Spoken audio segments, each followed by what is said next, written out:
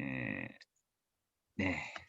우리 오늘 이거 녹화하는 거는 이제 안 오신 분들, 못 오신 분들 이제 좀, 그리고 혹시 들어오셨더라도 이렇게 졸다가 못 들은 분들 위해서 녹화하는 거고요. 유튜브에 띄워놓는 거는 모두에게 띄워놓는 게 아니라 이제 이제 일부 공개, 그러니까 제 링크를 보내드린 분들만 볼 수 있는 겁니다. 그죠? 그러니까 너무 염려 놓으시고, 우리끼리 공유하는 거니까 뭐 걱정 마시고요. 네, 흑역사를 만들지 않으니까 걱정하지 마시고 네, 하시면 될 것 같습니다. 오늘은 우리 19문답부터 우리 20, 22, 21 문답까지 아마 할 것 같은데요. 우선 화면 공유를 좀 하도록 하겠습니다. 네. 예, 보이시죠? 네, 저도 보이고, 그렇죠? 네, 우리 한번 문답을 한번 하고 시작해 보도록 하죠. 예, 19문답입니다. 예, 사람이 타락한 지위에서 비참한 것이 무엇인가? 모든 모든 인종이 인종이 타락함을 타락함을 인하여 인하여 하나님과 하나님과 교제가 교제가 끊어지고 끊어지고 또 그의 그의 진노와 진노와 저주 아래 저주 아래 있어서 있어서 생전에 생전의 모든 모든 비참함과 비참함과 사망과 사망과 영원한 지옥의 영원한 벌을 받게 되었다. 지옥의 벌을 받게 되었습니다. 네, 그렇습니다. 여기서 이제 번역이 이제 인종이라고 되어져 있는데 이건 좀 이제 헷갈리죠, 이러면. 그러니까 모든 이제 인류라고 하면 됩니다. 모든 인류는 타락함을 인하여 하나님과 교통이 끊어졌고 하나님의 진노와 저주 아래 있고 그리고 그리고 생전의 모든 비참함과 사망과 이렇게 나오는데 그것도 그렇게 말할 수도 있지만 현세에서의 모든 비참과 죽음 자체와 영원한 지옥의 형벌을 면할 수 없게 되었다. 라고 할 수가 있습니다.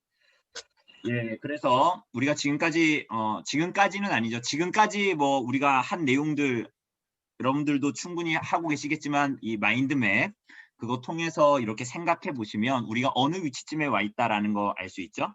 그죠? 1, 2, 3문답, 오렌지색 1, 2, 3문답, 그리고 이어지는 하나님과 하나님의 작정, 그죠? 그리고 우리가 하나님의 작정이 창조와 섭리를 통해서 이루어진다라는 것까지 봤고, 그리고 이어서 우리가 길게 인간의 타락, 인간론에 대한 부분들을 봤고, 오늘 19문답이 인간론의 거의 마지막이라고 보시면 됩니다. 그죠? 그래서 보면 17문답에서 타락이 인류를 죄의 상태와 비참함의 상태로 만들었다 이렇게 얘기했잖아요. 범죄하여 타락하여. 그래서 우리가 구원받는다라고 얘기했을 때 우리가 어디서 구원받느냐? 어디서 구원받죠? 우리가 구원받는다라는 것은 어디에서 구원받는 겁니까? 죄에서 구원받는다 우리가 이제 이렇게 얘기하잖아요. 그래서 엄밀하게 얘기하면 요리문답에서 말하는 대로 죄의 상태와 비참함의 상태에서 구원받는 것입니다. 예수께서 십자가에 달려 죽으신 것은 우리를 죄의 상태와 비참함의 상태에서 구원하시기 위해서. 그래서 18문답은 죄의 상태가 뭐냐? 19문답은 비참함의 상태가 뭐냐? 이렇게 말하고 있는 거죠. 마인드맵이 훨씬 더 명확하게 간략하게 나왔죠. 그러면 18문답 지난주에 마지막에 본 대로 18문답에서는 타락으로 말미암은 죄악됨이 원죄 그리고 자범죄로 어떻게 나타나냐 우리가 뭐 그 내용 보지 않았습니까? 그죠? 그래서 원죄가 있습니다. 뭐 죄책이죠. 죄책감이랑 다르죠. 죄에 대한 책임입니다. 죄의 책임. 의로움이 결핍되고 그리고 성품이 부패했어요. 전 속성의 부패죠. 이제 이것이 원죄를 구성하고 있습니다. 이 세 가지가 지난번에 본 대로.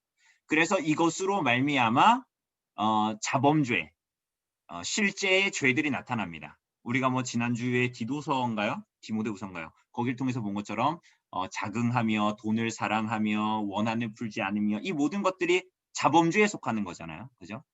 그래서 우리가 시편 51편에도 보면 다윗이 죄를 회개할 때는 자기의 자범죄를 놓고 회개하지 않죠.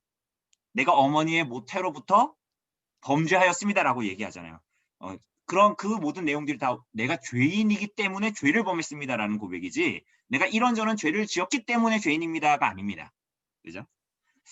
그리고 그게 18문답이었고 오늘 19문답은 그러면 비참함의 상태 그리고 그 처지에 대해서 우리가 좀 이제 보려고 합니다. 그래서 여기에서 보자면 이 19문답에서 보자면 비참함의 상태 세 가지 정도를 볼 수가 있습니다. 무엇을 잃었는가? 그래서 무엇을 감내해야 했는가? 무엇에 그래서 굴복당했는가? 뭐 이렇게 볼 수가 있어요. 그래서 하나님과의 교통을 잃었습니다. 사실은 하나님과의 교통을 잃었기 때문에 근원적으로 하나님의 교제 타락함으로 요리문답이 말하는 대로 인류가 타락으로 말미암아 하나님과의 교제를 잃어버렸어요. 그것 때문에 다 모든 일들이 발생되는 겁니다. 그러니까 하나님과의 교제 그리고 타락함으로 말미암아 우리가 하나님의 형상을 잃어버렸죠. 그죠? 잃어버렸잖아요. 그게 사실은 생명적인 근원적인 문제입니다.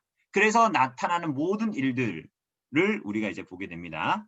자, 우선은 무엇을 잃었는가? 무엇을 잃었는가를 보면 하나님과의 교통을 잃었죠. 하나님과의 교제를 잃었습니다.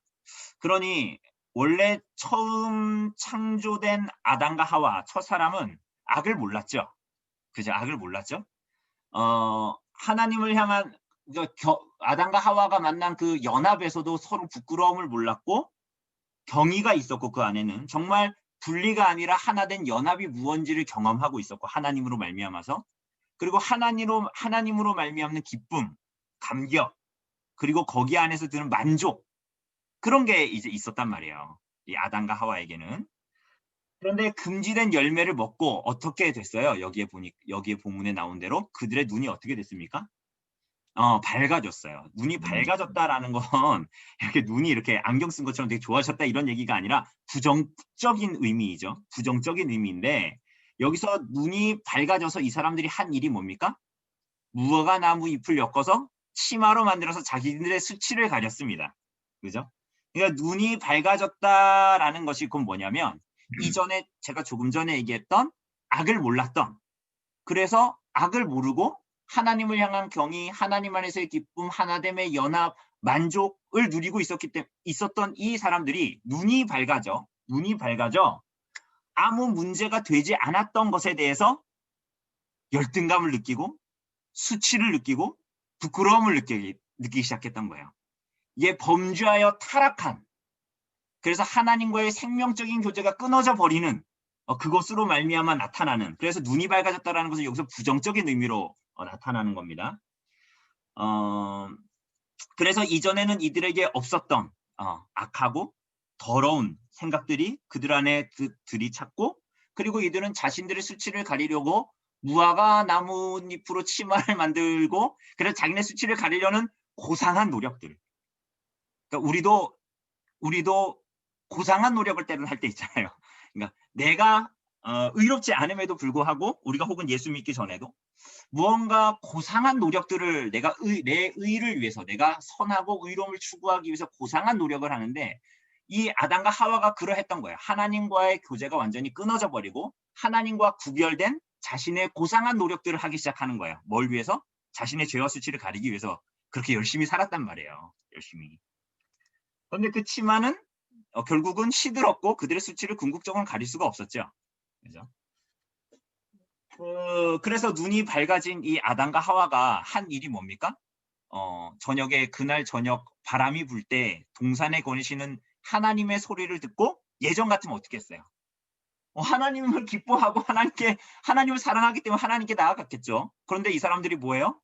하나님의 낯을 피해서 숨었습니다. 숨었죠. 이들이 무엇을 잃은 것이죠? 하나님과의 교제를 하나님과의 교통을 잃은 거예요. 그런데 이게 바로 죽음이에요. 죽음. 그러니까 우리는 이제 나타나는 비참함 거기에 이제 보면 육적인 죽음이 나타납니다. 그런데 사실은 본질적으로 우리가 전에 죽음이 뭐냐 뭐 이런 내용도 요리문답을 하면서 봤는데 이 본질적인 죽음은 하나님과의 분리, 하나님과의 교통의 분리 그게 이제 죽음입니다. 죽음. 그래서 육체적인 죽음은 다 그에 따라 나타나는 결과일 뿐이고 정말 죄와 비참함으로 타락으로 말미암아 이들이 경험하게 된 근원적인 죽음은 이 하나님을 향한 하나님과의 생명적인 교제가 끊어지는 영적인 죽음이었습니다. 이것이 최대 이들의 손실이었죠. 인간에게 있어서. 왜 그럴까요? 왜 이들에게 이게 최고의 손실이었을까요? 행복의 근원, 참된 생명, 그게 다 어디에 있는 겁니까? 하나님과의 관계 안에 네. 있는 것이기 때문이에요. 교제 안에 있는. 여러분 이거 나중에 이따가 볼 건데 이게 굉장히 중요합니다. 하나님의 형상으로 지어진 인간에게 이것이 너무나 중요한 내용, 그리고 이게 어떻게 회복이 되냐 하는 내용들도 우리가 오늘 좀 볼 겁니다. 어쨌거나 하나님과의 관계가 생명적인 교제가 끊어졌다라는 것입니다. 끊어졌다. 그래서 아까 본 대로 아담과 하와가 범죄하여 하나님께 끊어지니 무슨 일이 벌어집니까? 가장 먼저 벌어진 일이 뭐였죠? 뭐 숨는 거 이런 거 다 빼고 그 이후에 하나님이 이제 너 왜 숨냐 뭐 이런 것부터 시작해가지고 쭉쭉 얘기하다가 아담과 하와에게서 무슨 일이 벌어집니까?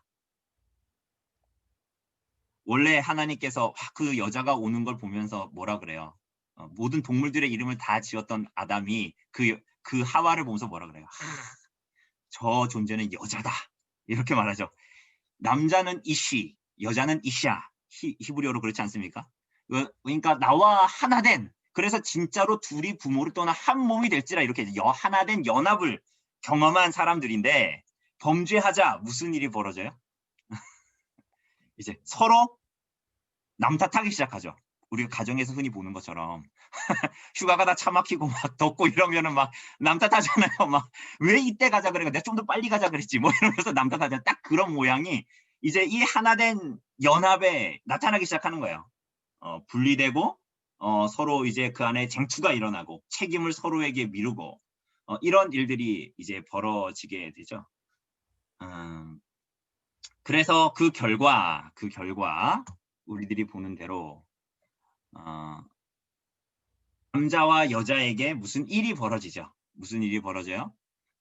그래서 여자에게는 임신하는 고통을 크게 더하리니 네가 수고하여 자식을 낳을 것이며 너는 남편을 원하고 남편은 너를 다스릴지나 이렇게 이제 말하죠.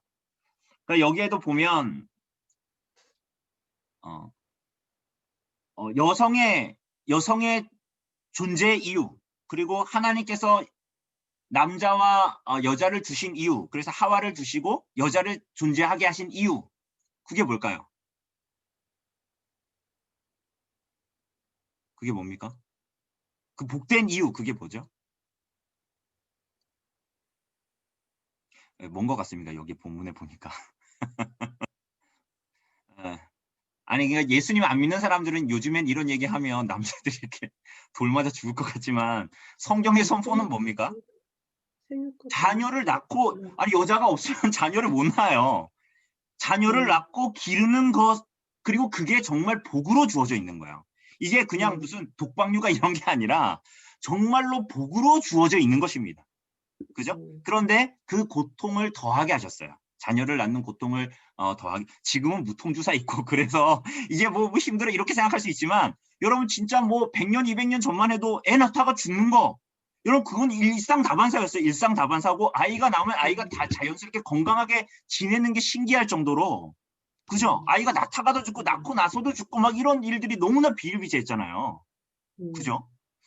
그런데 어쨌거나 이제 이 죄로 말미암은 저주로 여자는 임신하는 고통을 크게 더하고 수고하여 자식을 낳게 되고 그 안에서는 너는 남편을 원하는 남편은 너를 다스릴지니라 하면서 조화로운 하나님 안에서의 관계, 질서들이 하나된 연합 안에서도 막 붕괴되기 시작하는 거예요.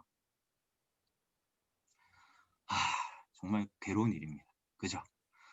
이런 질서가 붕괴되기, 이거 지금 제가 이거 얘기하는 거는 남자 상이고 여자는 하위 이런 얘기 아닙니다. 하나님께서 질서롭게 뭐 예를 들면 교회에서 뭐 목사만 이렇게 가르쳐야 되냐 이런 것도 그게 뭐예요? 그 하나님께서 두신 질서가 있다라는 거잖아요. 질서를 얘기하는 거죠. 고린도서도 다 그걸 질서를 얘기하는 거예요. 그죠? 뭐 존재에 막 흑인이면 안 되고 황인종이면 안 되고 이런 얘기하는 게 아니라.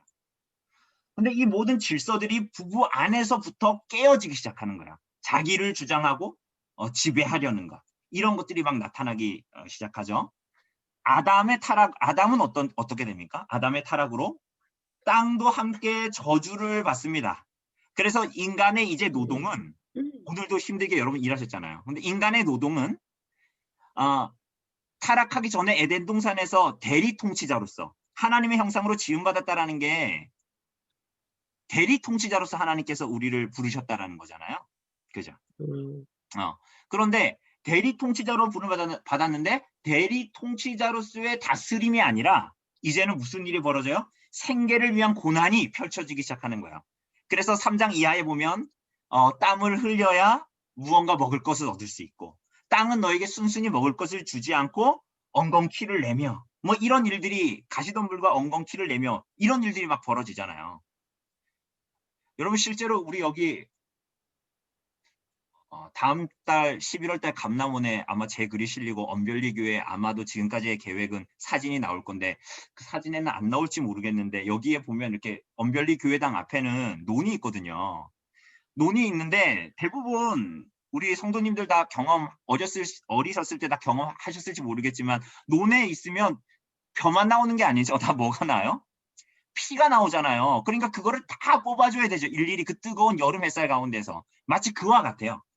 그게 순순하게 사람한테 그런 먹을거리를 전혀 주지 않고 사람이 땀을 흘리고 수고해야 되는 일들. 그리고 농사를 짓지 않아도 우리들의 삶의 모든 일의 결과에는 부작용이 있고 부산물들이 발생합니다. 그죠? 우리들이 아무리 열심히 일해도 그게 어디로 빠져나가는지 모르게 빠져나가고 그리고 그 일들을 열심히 해서 내가 열심히 살았지만 그 일의 결과로 많은 부정적인 결과들이나 부산물들이 우리 안에서 자연스럽게 나타나겠네요. 근데 이게 자연스러운 것이 아니라 죄와 범죄로 말미암은 타락으로 말미암은 결과로서 여자와 남자에게 주어진 것이다 라고 말을 합니다.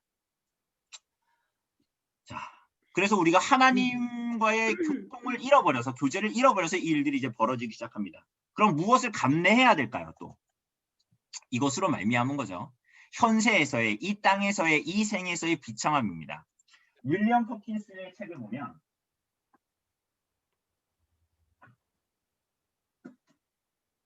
제가 꺼내놨는데 이거 전에 제가 소개해드린 것 같은데 이제 윌리엄 퍼킨스의 기독교 기본 원리라는 책인데요. 굉장히 얇은 책이죠. 지평서원에서 나온 책인데요. 이 책에 윌리엄 퍼킨스 혹시 아시는 분이 우리가 이제 종교개 역사를 알기 때문에 봤기 때문에 사무엘 루더포드라는 분을 아실 겁니다. 사무엘 루더포드 목사님의 제자입니다. 제자. 사무엘 루더포드 목사님의 교리문답이 굉장히 재밌거든요. 우리 지난주에도 봤잖아요. 막 하나님의 섭리를 설명할 때 하나님께서 검은 선으로 그어도 흰 선으로 완벽한 그림을 만드시는 분이고 독초로도 사람을 살리시는 분이다. 뭐 이런 얘기 했잖아요. 윌리엄 퍼킨스도 굉장히 그 제자라서 그런지 그런 굉장히 설명을 굉장히 잘하고 묘사를 굉장히 잘하는데 윌리엄 퍼킨스가 이 책에서 이 땅에 사는 동안 받게 되는 하나님의 저주에 대해서 말할 때 이렇게 얘기해요.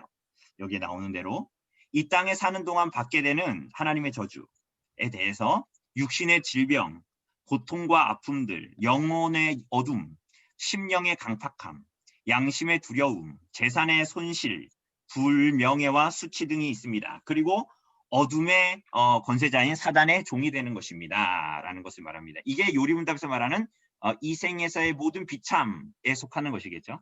이 생에서의 모든 비참. 일반적인 저주로는 뭐가 있을까요? 우리가 구약 성경에서 자주 보는 때로는 언약에 의한 언약의 불순종에 대한 하나님의 저주로 나타나는 전염병, 기근, 전쟁 이런 것들이라고 볼 수가 있겠죠. 그죠?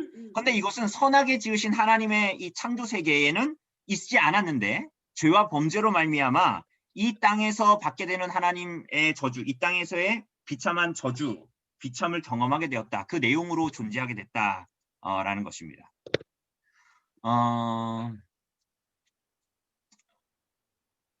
범죄에 타락한 이후에 아담과 하와가 자식을 낳고 가인과 그리고 그 동생 누가 있습니까? 아벨이 있죠. 근데 아벨이 뭐 했죠? 우리가 아는 대로 둘 다 제사를 드렸고 아마도 아담과 하와는 하나님께서 원하시는 제사를 알았기 때문에 가인과 아벨에게 제사를 어떻게 드려야 된다는 것을 틀림없이 가르쳤을 것입니다. 그런데 가인의 제사와 아벨의 제사는 달랐죠. 그죠? 그리고 누구의 제사를 받으셨어요? 아벨의 제사를 받으셨죠. 그리고 나서 어떻게 됩니까? 가인이 아벨을 돌로 쳐 죽입니다. 그죠? 그때 아버지인 아담과 어머니인 하와는 여러분들이 아담과 하와라면 무슨 생각을 했을까요? 하나님의 음성이 떠도는 것 같았을 겁니다. 무슨 소리가? 저 열매를 먹으면 반드시 죽으리라는 그 음성이 그 아버지와 어머니의 귓등에 메아리 쳤을 거예요. 그 일들이 정말 자신의 사랑하는 아들들에게 벌어졌으니까. 그리고 그 가인과 아벨 간의 갈등과 그 살인은 결국은 이후에 인류의 모든 역사 가운데 있었던 전쟁의 씨앗을 배태하고 있는 그런 것이라고 볼 수 있죠. 그 이생에서의 현세에서의 비참입니다. 그리고 우리가 조금 전에 본 대로 윌리엄 퍼킨스의 글에 의하면 더 구체적으로는 더 특수한 비참함의 상태로는 모든 종류의 질병들, 그리고 뭐 여기 보면 뭐 재산의 손실 뭐 이런 것도 있죠. 그래서 뭐 아까도 얘기했듯이 뭘 심었는데 뭘 열심히 노력했는데 거기에 대한 소득을 온전히 얻지 못하거나 뭐 이런 내용들이 다 이제 포함이 되는 것이라고 할 수 있습니다. 어쨌거나 사람들은 이 현세에서의 비참함을 타개하기 위해서 열심히 삽니다. 여러분 가인도 열심히 살았을까요? 안 살았을까요? 가인 열심히 살았습니다. 그래서 이제 거기에서 벗어나려고 이 땅에서 사는 사람들이 다 마찬가지입니다. 하나님을 모르니 다른 것에서 만족을 얻고자 열심히 삽니다. 그래서 창세기 4장 16절 이하에 보면 여호와 앞을 떠나서, 이게 가인의 삶이죠.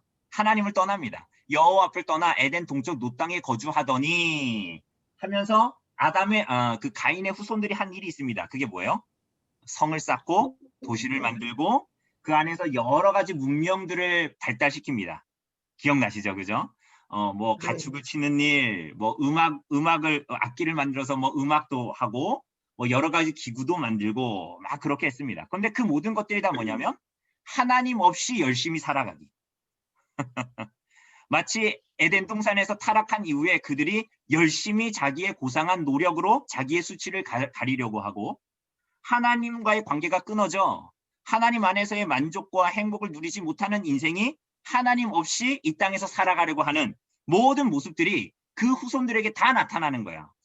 범죄와 타락으로 말미암아 아담과 하와에게 나타났던 모든 일들이 가인에게도 그대로 나타나게 됩니다. 여호와 앞을 떠나 사는 모든 사람들의 인생에서 그렇게 나타나죠. 오늘날의 사람들도 사실은 마찬가지입니다. 오히려 그런 생각을 안 하지만 사람들은 기술이 발전해서 사람을 달에도 보내기도 하지만 거기에는 우리의 고향이 없습니다. 의학이 발달해서 인간의 유전자를 들여다보기도 하고 그렇게 하지만 그것을 무언가 만져서 타락하고 범죄하기 전에 성품이 부패하기 전에 아담으로 돌이키는 존재로 만들 수는 없습니다. 여러 가지 기술을 발달시켰는데 거기에는 화합과 평안을 찾아볼 수가 없습니다. 뭐 우리 얼마 전에 100년, 200년의 역사만 봐도 우리가 그것들을 다 알 수 있지 않습니까? 아무리 많은 것들을 의학이 엄청나게 발전했지만 사실은 그 안에는 사실은 인간성에 대한 뭐 일본이 어떤 실험을 하고 우리가 이런 것들도 다 알지 않습니까? 그런 것들을 밑바탕으로 한 의학들도 나타나고 그래서 우리가 알게 된 의학들도 보이고 때로는 그 의학 자체도 사실은 무궁무진하진 않죠.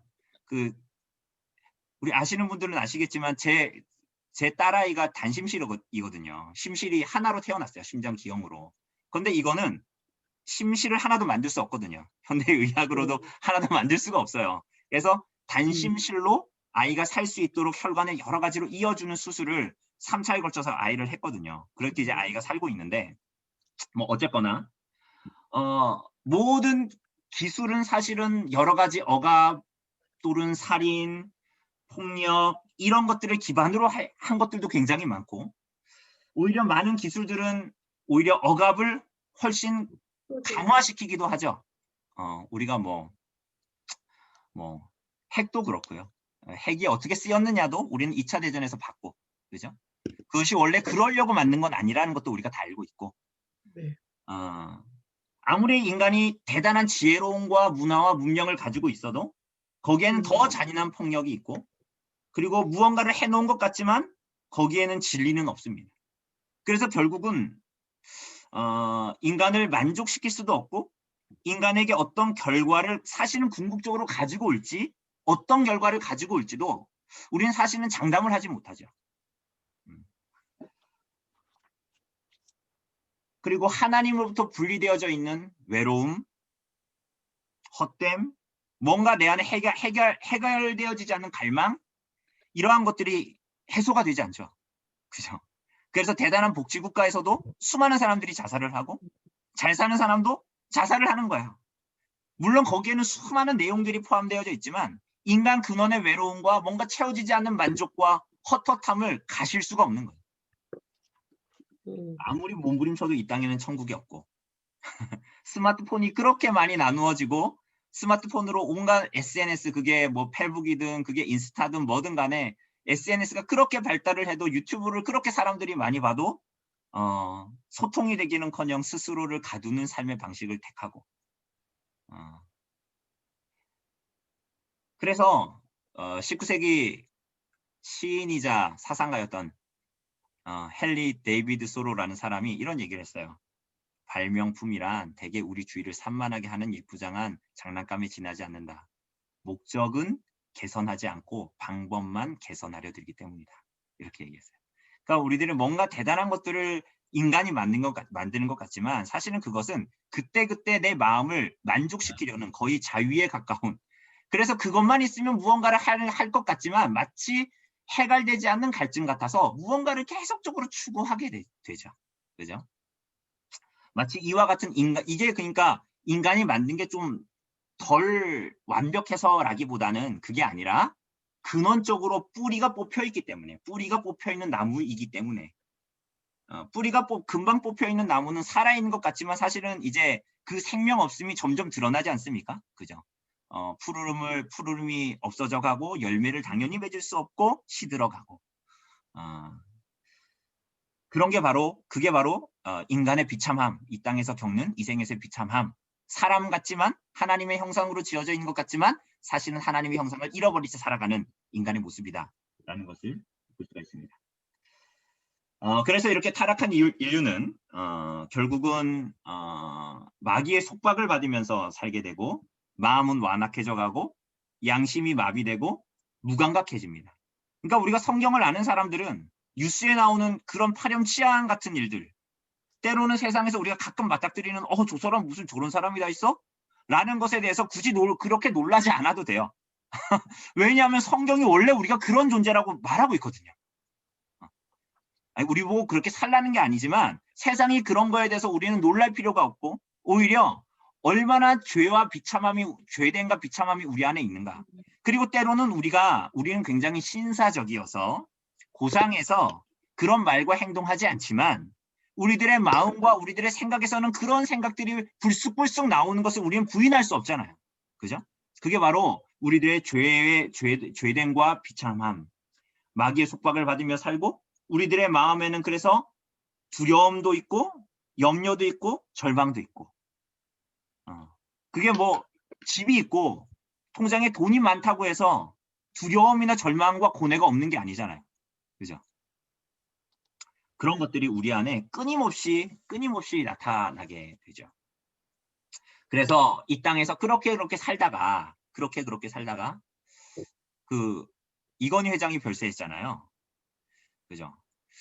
저는 그걸 보면서 개인적으로는 굉장히 좀 다른 건 모르겠고 개인적으로 봤을 때는 참 안타까웠어요. 왜냐하면 그분이 그렇게 별세하는 거를 이렇게 딱 보면 그 인생에 굉장히 돈도 많고 명예도 많고 권력도 있는 사람 아닙니까? 근데 그 인생의 말년이 6년입니까? 7년입니까? 그 누워있고 그 사람이 죽자마자 나타나는 뉴스가 뭐예요?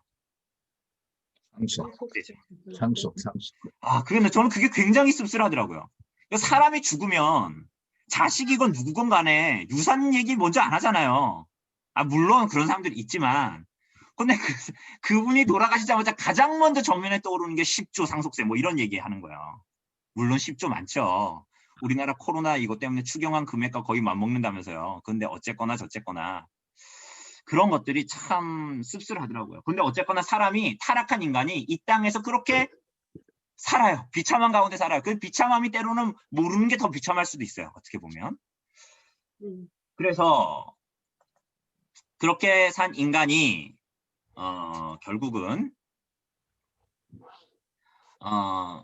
마지막으로 받는 저주, 몸과 영혼이 분리되어지는 것이죠. 먼저는. 그런데 이대로 끝나면 좋은데 이대로 끝나지 않습니다. 죽음 이후에도 하나님의 저주가 이어집니다. 여러분 그게 무서운 겁니다. 그 이따가도 볼 거예요. 윌리엄 퍼키스가 어떻게 얘기했는지. 그래서 죽음 이후에 임하는 하나님의 저주에 대해서 이렇게 말합니다. 물론 우리가 알다시피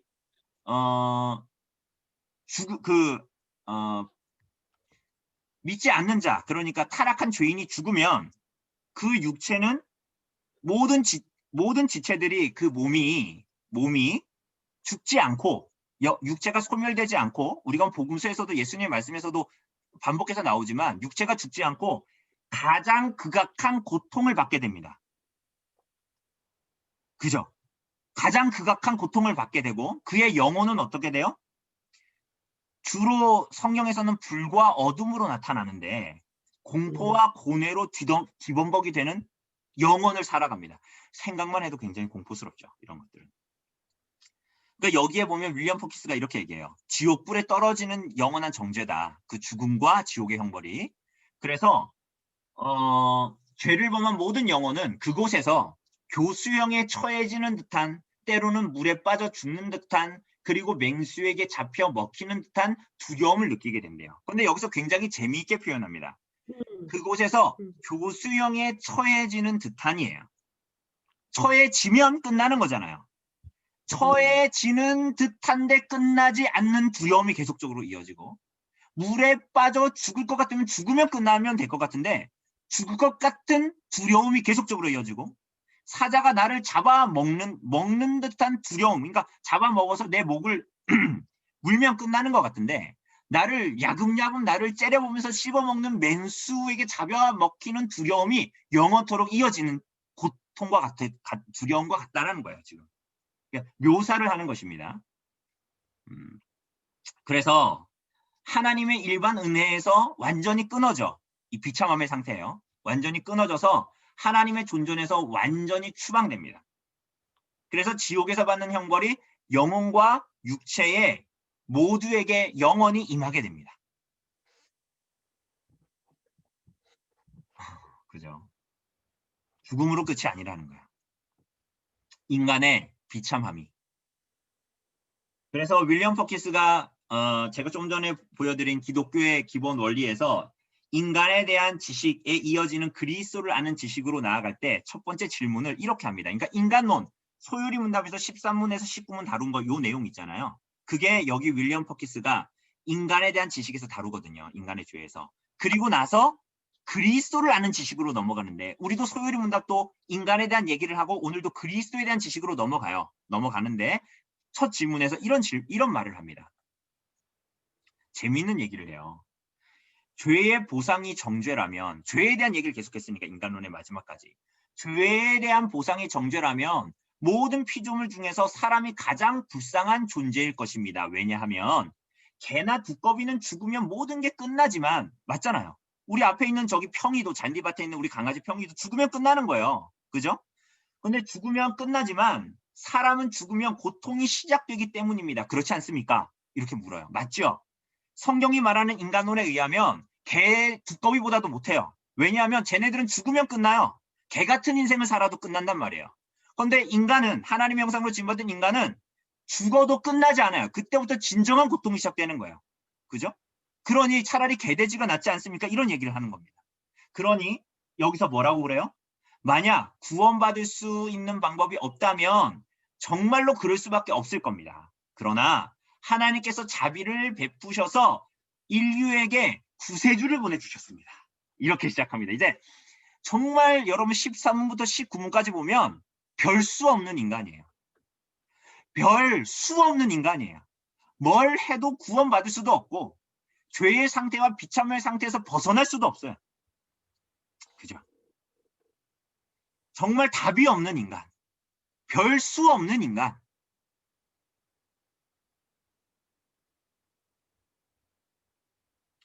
여러분 대단한 인생을 여기 계신 분들은 대부분 저보다 연배가 많으셔서 어떤 분들은 뭐 이런 얘기 하시더라고요. 막 이렇게 막 인생을 막 살다가 어렸을 때에는 그 사람의 모습이 아니다. 60을 넘어서면 진짜 그 사람의 모습이다. 라고 말씀하시더라고요. 혹시 그게 맞습니까? 저는 아직 거기에까지 도달하지 못해서 때로는 우리가 뭐 뉴스나 신문에서도 전에도 우리가 이야기한 것처럼 막 대단한 목사님, 대단한 경건한 성도 같은 사람, 막 그런 사람들이 막 그런 이상한 죄에 빠지고 막 그런 뉴스들이 나오잖아요. 그죠? 근데 그게 놀랄 일이 아니라 별 수 없는 인간이라는 것을 다 보여주는 거야. 다윗도 우리가 시편 51편에서 다윗도 그러했잖아요. 그게 다 뭐냐면 별 수 없는 인간이라는 것을 다 보여줘요. 인간의 존재가 거기를 벗어난 인간은 없다라는 것을 보여줘요. 하나님께서 우리를 지켜주셔야 하나님 앞에 그나마 하나님 앞에 이렇게 믿음의 싸움을 하면서 그나마 가는 거지, 무슨 예수님 없이 성령의 도움 없이 독불장군으로 하나님 앞에 그런 식으로 경건하게 살아갈 수 있는 사람 아무도 없죠. 그러나 별 수 없는 인간에게 하나님께서 자비를 베푸셔서 구세주를 보내주셨습니다 라고 말합니다. 그러면서 이제 우리가 긴 어둠의 터널 같은 13문부터 19문을 끝내고 이제 드디어 서광이 비치는, 우리 같은 인간들에게 드디어 이제 서광이 여러분 마인드맵을 딱 보시면 이제 찬란하게 파란색이 딱 나타나지 않습니까? 그죠? 나타납니다. 그게 이제 이신문답입니다. 이신문답. 한번 읽고 시작해보죠. 이신문답. 네. 하나님께서 모든 인종을 죄와 비참한 지위에서 멸망하도록 버려두셨는가? 하나님께서 홀로 그 선하신 뜻대로 영원부터 구속받을 자들을 영생 얻게 하시려고 선택하시고 은혜의 언약을 세우셔서 구속자로 말미암아 저희를 죄와 비참한 지위에서 건져내시고 구원의 자리에 이르게 하려 하셨습니다. 네. 영원 전에, 그러니까 모든 인류가 죄와 비참의 상태에 멸망하도록 버려두지 않으시고 영원 전에 하나님이 이럴 줄 몰랐네가 아닙니다. 영원 전에 자기의 순전히 선하시고 기뻐하심으로, 이게 무슨 얘기냐면요. 어떤 조건과 자격 혹은 어떤 누구의 강제에 의해서가 아닙니다. 이 선택이. 하나님의 온전히 선하시고 기뻐하신 뜻대로 누구를요? 어떤 사람들을, 사실은 구속받을 사람들이라고 나와 있는데 어떤 사람들을 몇몇을 영생에 이르도록 하시기 위해서 이르도록 선택하셨고 건져내시기 위해서, 죄와 비참할 상태에서 건져내시기 위해서, 그리고 구속자로 말미암아 구원의 상태로 이끌기 위해서 은혜의 언약을 맺으셨습니다. 그래서 멸망하도록 버려두지 않으셨습니다. 라는 것을 말씀합니다. 여기서 중요한 것이 뭐냐면, 이렇게 죄와 비참함의 상태에 있는 우리가 어떻게 하지? 내가 여러 가지 문명도 발전시켜 봤는데 애녹성을 짓고 막 그렇게 내가 열심히 해봤는데 잘 안 되네? 이제 방법을 찾아볼까? 이런 얘기가 아닙니다. 이 문답 자체가 뭘 얘기해요? 이제 우리 어떻게 해야 하지가 아닙니다. 그죠? 하지도 않았고 할 수도 없는 상태고 우리가. 그래서 하나님이 이제 어떻게 하실 것인가에 대한 방점이 있는 거예요. 어떻게 해야지, 뭘 찾아야지가 아닙니다. 이게 이 신문답에 그리스도가 나온다고 해서 그래서 인간이 뭘 찾았다가 아닙니다. 하나님께서 이런 인간에게 무엇을 허락하셨다. 이게 사실은 언약의 핵심이죠. 우리가 지난주에 행위언약, 생명언약 본 것처럼. 그래서 이 언약을 맺으셨다라고 얘기했는데, 자 보면 누구를, 그러니까 어떤 사람들을, 이제 구속받을 사람들이라고 번역되어 있는데 이제 어떤 사람들을 누구로 말미암아? 구속자로 말미암아 무엇으로? 은혜 언약을 맺음으로. 근데 이게 사실은 지난주에 봤던 행위 언약하고 또 연관이 있습니다. 왜냐하면 그 행위 언약에서도 보면 너가 정령 이 선악을 알게 하는 나무의 실과를 먹으면 죽으리라고 말씀하셨죠? 반대로 얘기하면 뭐라 그랬어요? 너가 순종하면 생명을 얻을 거라고 말씀하셨죠. 그런데 그것은 우리들의 어떠함에 달려있는 것 같지만 사실은 하나님께서 우리와 같은 자들에게 상을 주시겠다, 생명을 주시겠다라는 언약 자체가 너가 뭘 해봐라, 내가 주겠다가 아니라 그랬어요. 하나님의 자기 맹세적인 표시예요. 내가 반드시 너를 내 상을 받도록 하겠다. 생명을 얻도록 하겠다. 그래서 무화과 나뭇잎 그 치마 걷어버리고 뭘로 주신 거예요? 가죽옷, 짐승을 잡아 그 에덴 동산에서 무죄한 짐승의 피를 흘려 가죽옷을 입히신 거잖아요. 그게 뭐냐면 하나님께서 이 일을 내가 너에게 반드시 이룰 거라는 그 약속이 행위 언약, 생명 언약에서 나타나지만 그리고 여기에 보면 은혜 언약에서 본질적으로 잘 나타나고 있다는 것을 보여줍니다. 그래서 구속자로 말미암아서라고 얘기했습니다. 우리가 이 구속자라는 말 자체도 우리가 다 알다시피 고대 노예 시장에서 노예를 값주고 사서, 속량이라는 거죠. 값주고 사서 꺼내준 사람을 의미하지 않습니까? 구속자, 나를 값주고 사서 꺼내준 사람. 그래서 구속자로 말미암아 구속의 상태로 이끌기 위해서 은혜 언약을 세우셨다라고 말합니다. 자, 그러면 이 선택의 기준이 뭐라 그랬습니까? 이 선택의 은혜 언약으로 몇몇을 선택하는데 그 선택의 기준은 뭐라 그랬어요? 그죠? 뭐예요? 자기의 순전히 선하시고 기뻐하신 뜻대로입니다. 그죠? 그러니까 여러분과 제가 구원받은 것은 여러분과 제가 믿어서 회개해서가 아니라 영원 전에 부터 약속하신 여러분을 향한 하나님의 선하시고 기뻐하신 뜻이 있었다. 그래서 오늘 여러분과 제가 여기 있는 것입니다. 여러분과 제가 열심히 해서 여기 있는 게 아닙니다.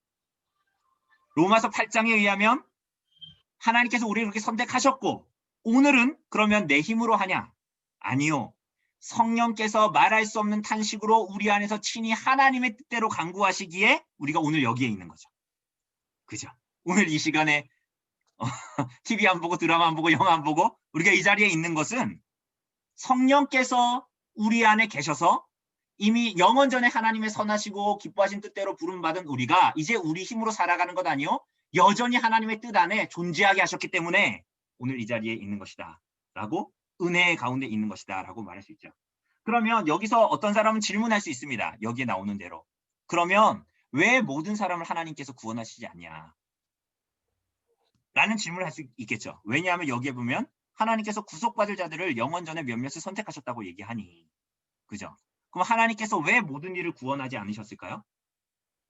그럼 뭐라고 답할 수 있을까요? 어떤 사람들이 왜 그럼 하나님의 그럼 우리를 향한 구원의 계획이 있다 그랬는데 왜 하나님은 그럼 모든 사람을 구원하지 않냐? 이렇게 얘기하면 하나님 너무하신 거 아니야? 이러면 뭐라고 얘기할 수 있을까요?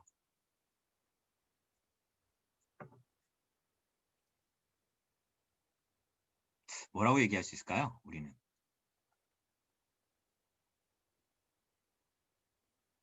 하나님이 그래서 나만 아니면 돼. 될까요? 그러면 욕하지. 그리스도인들 쟤네들 왜 저래 이러겠죠. 우리 뭐라고 답할 수 있을까요? 그러면 오히려 반대로 생각해야 됩니다. 그게 뭐예요? 하나님이 모두를 살리실 의무와 책임이 없어요. 그러니까 이것은 하나님이 뭐 그릇이 작다 이런 얘기가 아닙니다. 이건 이런 얘기입니다. 여러분과 저는 오늘 이 자리에 있을 자들이 아닙니다. 여러분과 저는 지금 여기서 하나님의 이름을 부르고 하나님을 알아서 지금 이 자리에 있을 존재들이 아닙니다. 이건 무슨 얘기입니까? 멸하지 않으시고 여러분과 저를 멸하지 않으시고 몇몇을 선택하신 은혜를 여러분과 저에게 베푼 것이지. 이해되십니까? 하나님이 구원하지 않으셨기 때문에 하나님이 불의하다고 말할 수 있는 게 아니라는 거예요.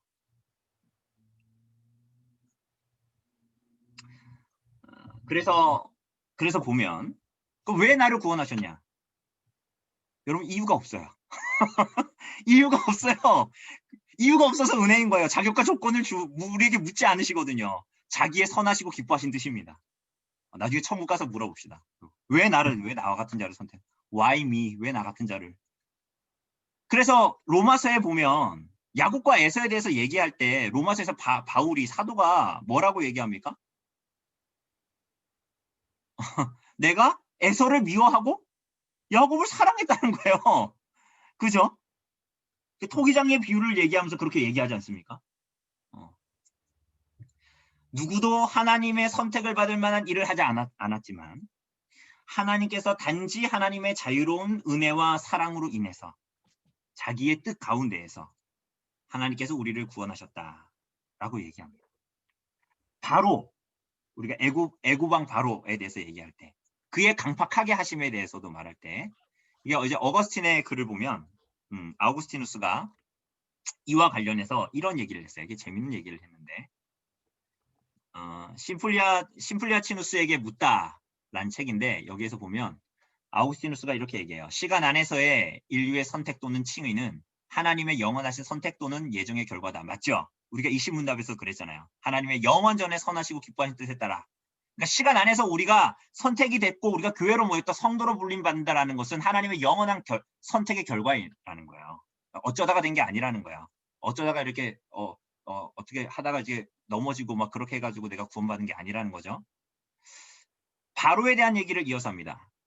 바로의 마음의 완고함이 전적으로 하나님의 사역인 것만은 아니다. 그러니까 바로의 마음이 완고한 것은 바로가 원래 그런 인간이 아닌데 하나님께서 막 그를 불의하게 해가지고 그렇게 한 것이 아니다라는 거예요. 재밌는 얘기죠.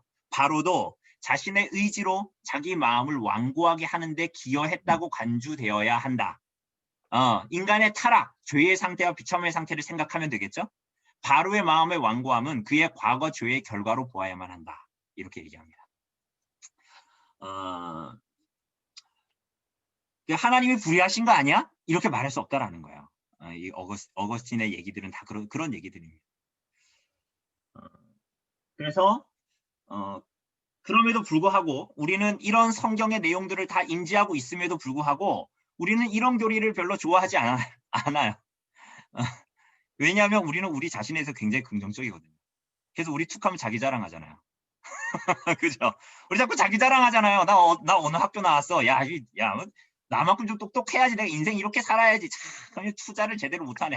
이런 자기 자랑을 막 하는데 우린 이게 교만한 거예요. 그러니까 이 자기 자랑을 멈출 수가 없는 거예요. 그죠?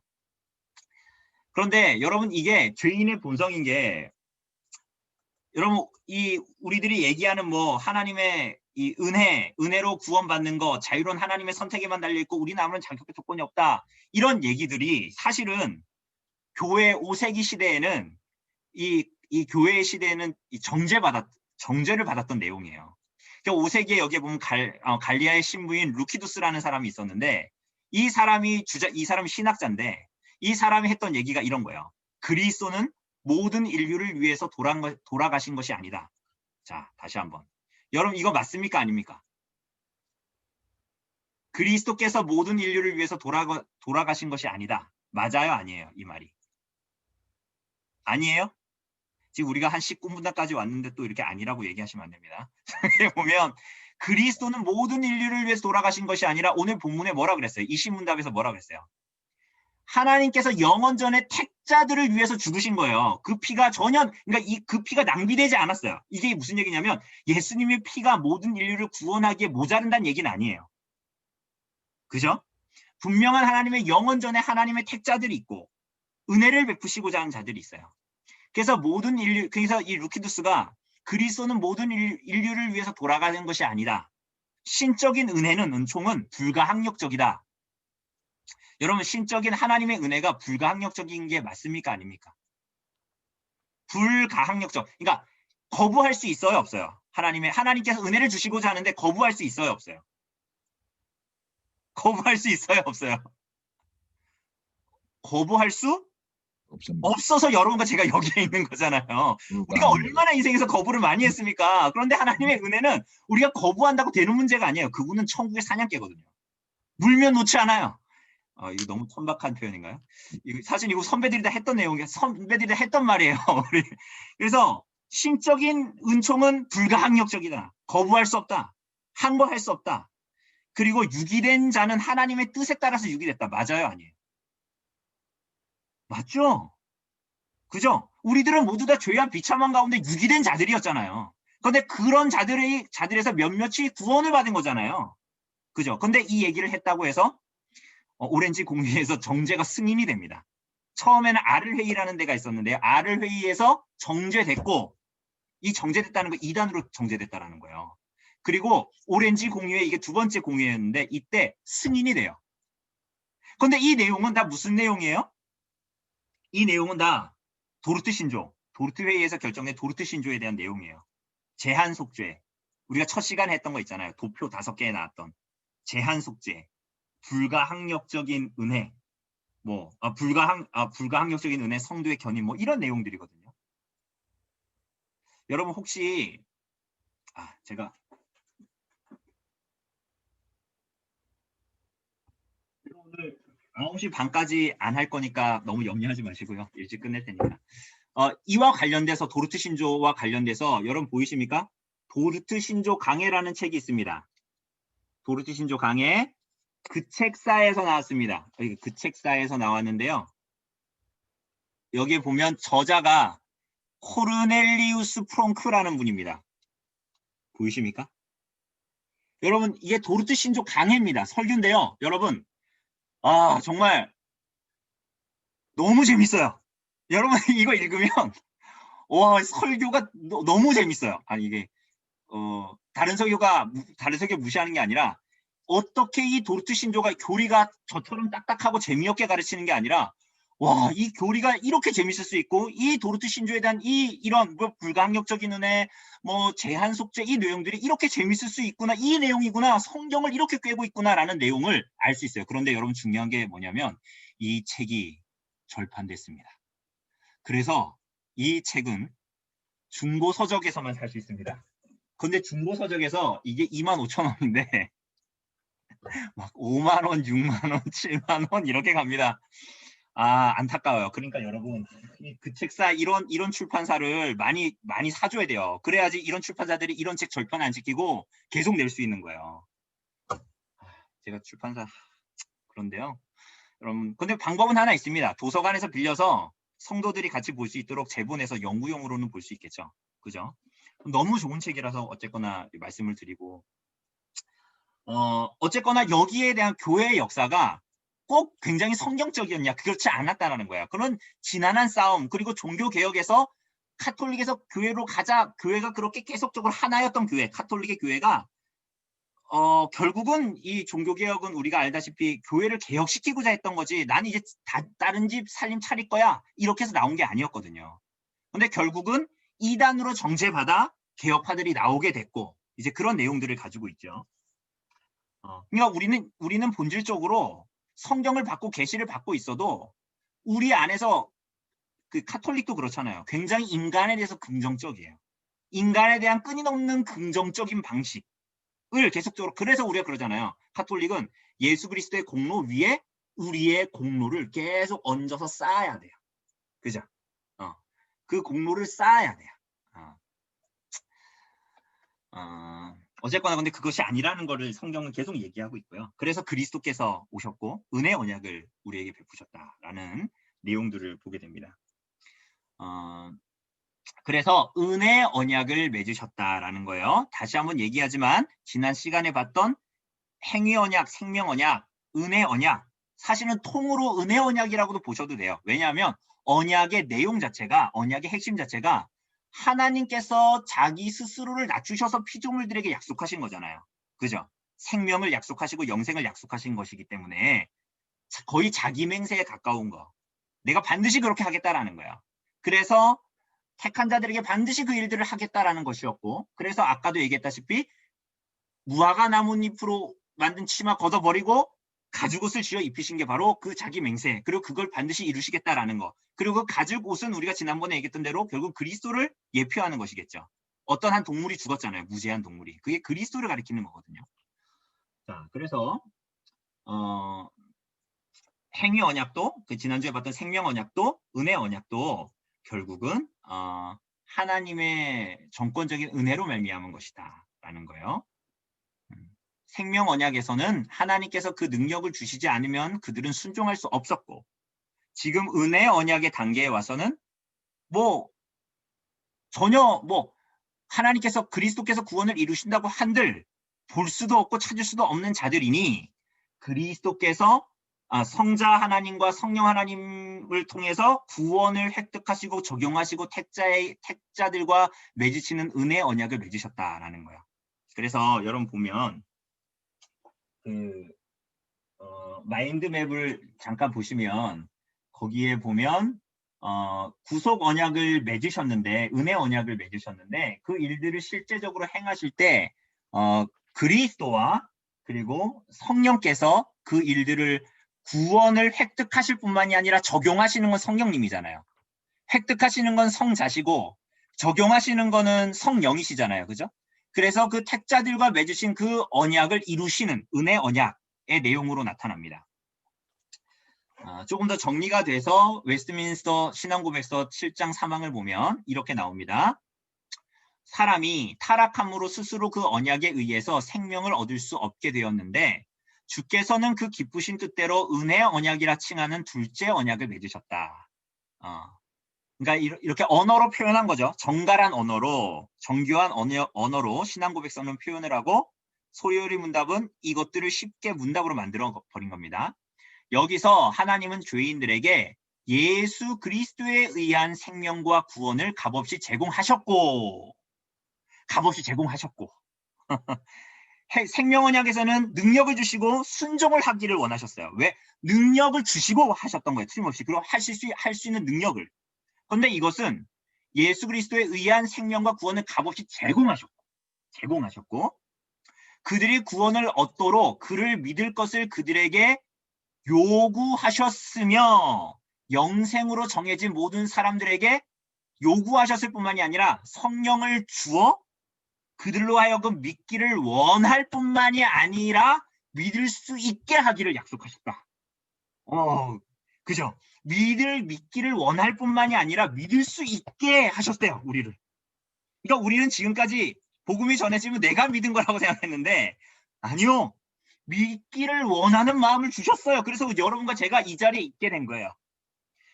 그리스도께서 십자가에 달려 죽으셨다. 그래서 나는 그 길을 가고 싶었어가 아니라 요리문답 마인드맵을 봐도 성령께서 구속을 적용시켜 주셔서 말할 수 없는 탄식으로 우리 안에서 간구하시고 그래서 내가 예수 믿고 나서 난 때로는 이렇게 가야지 라고 하는 삶의 순간조차도 성령께서 우리 안에서 말할 수 없는 탄식으로 하나님의 뜻을 잘 아시는 하나님이신 성령께서 하나님의 뜻이 우리 안에 이루어지기를 우리가 기도를 멈추고 우리들의 삶으로도 주님을 따라가기를 멈춘 그 순간까지도 구속을 끝까지 적용하시는 그죠?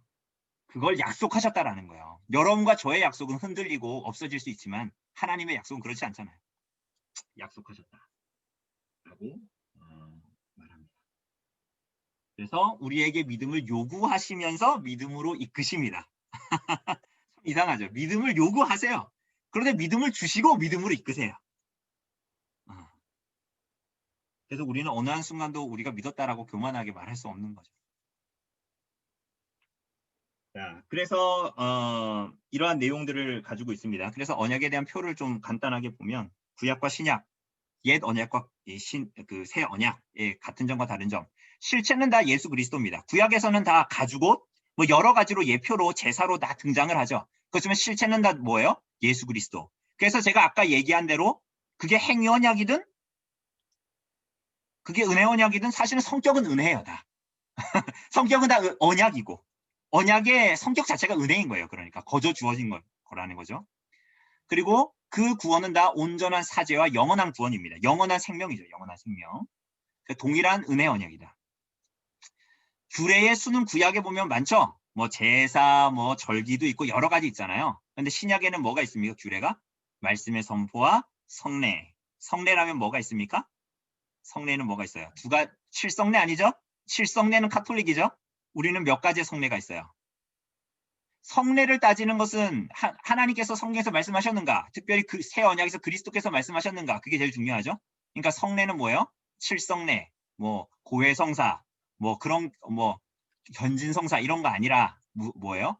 세례와 성찬 두 가지의 성례입니다. 규례의 외형은 더 화려하고 외면적인 영광이 더 컸죠. 그죠? 구약에 보면 그 제사들이나 여러 가지 이런 것들 보면 성전도 그렇고요. 그런데 신약의 이러한 것들은 그렇지가 않고 더 단순하고 외면적인 영광이 적습니다. 그러니 여러분 이런 것도 보면 더 화려하고 더 영광스럽고 그러한 것. 그래서 저 대단한 성전에 하나님께서 거하신다 라고 유대인들이 생각한 거예요. 그런데 사실은 성전을 처음 지었던 사람 누구예요? 솔로몬도 성전 짓고 뭐라 그랬어요? 하나님 이 성전에 거하십니다 이렇게 했습니까? 아니죠. 하나님이 여기에 거하시겠습니까? 이런 얘기를 했어요.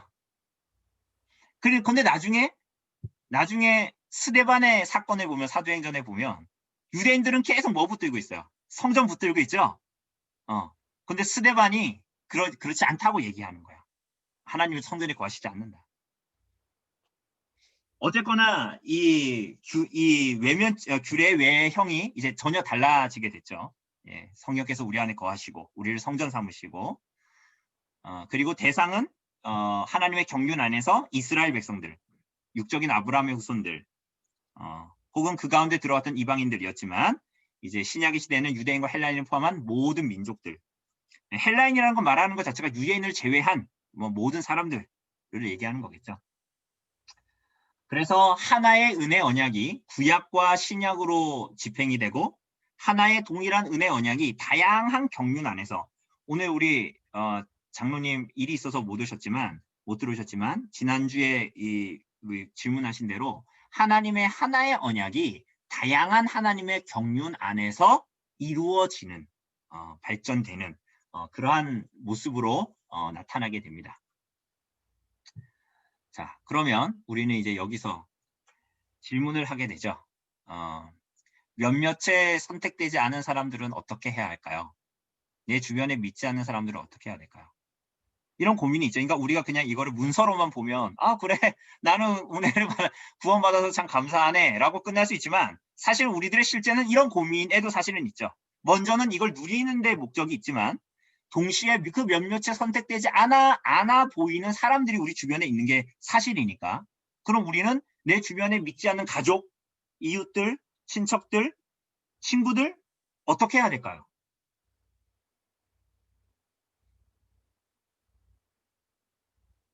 어떻게 해야 될까요?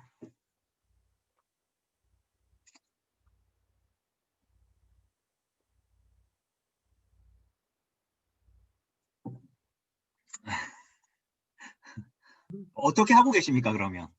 우리 한두 분만 좀 이야기해 보시죠. 지금 거의 1시간이 지났는데. 너무 아무 말 안 하시니까 재미없으시죠? 어떻게 하고 계십니까?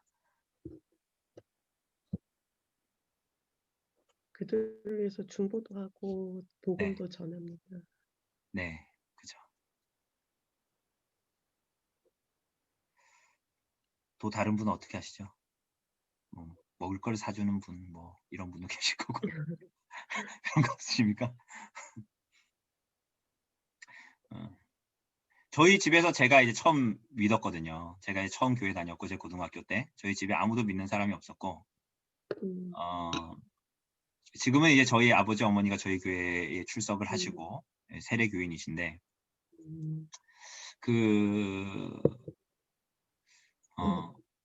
사실은 하나님이 선택하지 않으셨다면, 우리가 할 수 있는 건 없어요. 그쵸? 그런데 우리가 아는 거는 뭡니까? 하나님의 선택이 분명히 있습니까? 없습니까? 하나님의 선택이 분명히 있고, 그런데 그 하나님의 선택을 우리가 압니까? 모릅니까? 모릅니다. 여러분, 그게 우리의 전도의 동력이 되어야 돼요. 그러니까 우리들의 열심이 우리들의 전도의 시작이 아니에요. 나와 같은 자를 하나님께서 구원하셨다라는 게 시작이에요. 몇몇을 구원하셨는데 나 같은 자를 구원하셨다라는 게 시작이에요. 그게 아니면 전도는 나의 의가 됩니다. 그래서 내가 어떻게 나 같은 자도 선택받아, 나 같은 자도 구원받았는데 내가 누군지 어떻게 알아? 이 은혜가 누구에게 펼쳐질지 어떻게 알아? 그죠? 그래서 로마서에 뭐라 그래요? 복음을 전하는 자들의 발이 아름답다 그러잖아요. 그래서 우리가 그 복음을 빚진 자의 마음으로 그래서 난 열심히 해서 빚을 갚았다. 이런 뉘앙스가 아니에요. 빚진 자라는 건.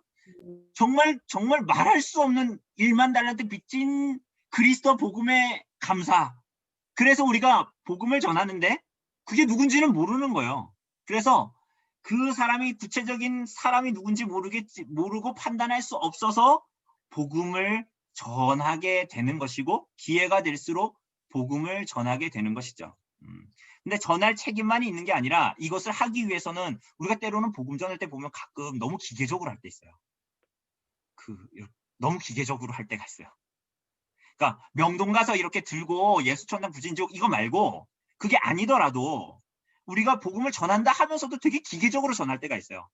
그럼 제가 IVF 선교단체 출신이거든요. 그리고 제가 선교 한국 굉장히 많이 갔는데 선교한국 갔다 와서 불을 받았어요. 그때 저희 어머니 아버지가 교회 안 다니고 있을 텐데 제가 그날 일주일 동안 제대로 못 씻고 그렇게 있다가 집에 딱 왔어요. 어머니 그 샤워를 하고 딱 나왔어요. 그 어머니 아버지 딱 앉으라 그랬어요. 딱 앉고 당신은 죄인입니다. 또 쫙 해가지고 당신 예수 믿으면 구원받습니다. 회개하십시오 하고 제가 뭐 하는지 아세요? 그 말을 딱 하고 예수 안 믿으면 지옥 갑니다. 하고 딱 털고 좀 쉬어야겠다 하고 방에 들어가 버렸어요. 여러분 이런 식으로 이게 한 20년 전 얘기예요. 이런 식으로 누구도 구원받을 수 없죠. 그래서 여러분 우리가 복음을 전한다라는 거는 전도를 한다라는 건 우리가 충분히 말씀을 먹고 마시고 말씀을 읽고 묵상하고 말씀을 따라 거룩하게 살고 그리스도와 복음을 충분히 누리면서 살아가는 우리들의 전 존재적으로 복음을 전해야 하는 거예요. 그죠? 전 존재적인 총체적인 복음의 삶을 못 살았기 때문에 우리가 지금 나가서 복음을 전하면 개독교란 얘기를 듣지만 그렇다고 해서 우리는 복음의 의무가 없는 건 아니에요.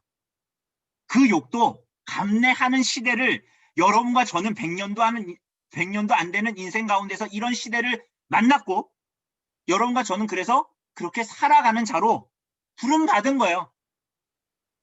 네로 시대의 기독교인들이 예수를 부인하지 않고 사자밥이 되고 때로는 한밤에 불태워져서 등불이 그냥 돼서 그냥 시체가 타면서도 콜로세움 앞에서 그 사자가 이제 풀려날 건데 성도들이 서로 안으면서 곧 다시 보자고 인사하는 그러면서도 그리스도를 부인하지 않는 인생을 살았던 것은 그 시대의 그 사람들의 부르심이었어요.